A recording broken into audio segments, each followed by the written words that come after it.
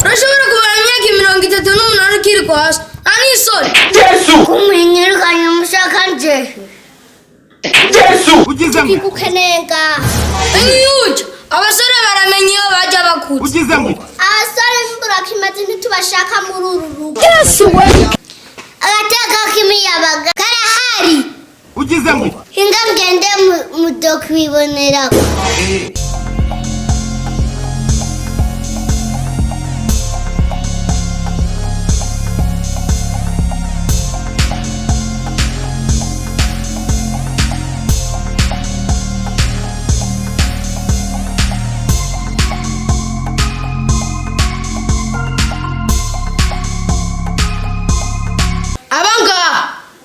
Abanga umega n'inzu barayitaye ugize ngo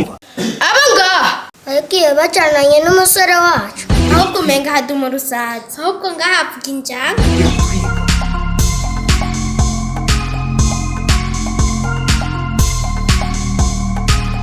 nabwo muje mugwita nta no kudodora twododora aho mwotwitaba Yesu we watodereye mu ndanyu wewe ntimwamuguruye mukamwiruka mwebwe none mwinjiye muri urugo nk'abandi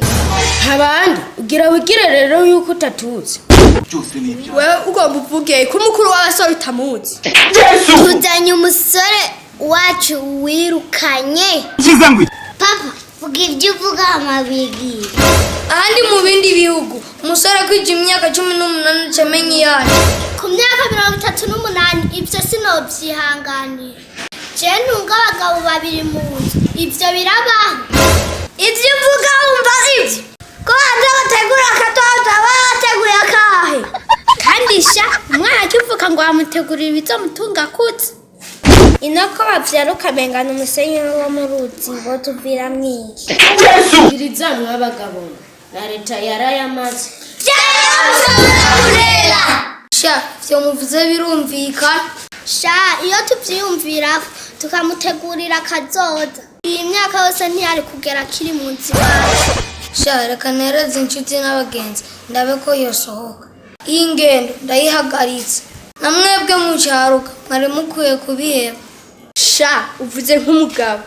sha we bari bakwiye kukumpera agashimwe umushinga ntayihanura sha madame naze twinjire burya igito kitabwa iwabo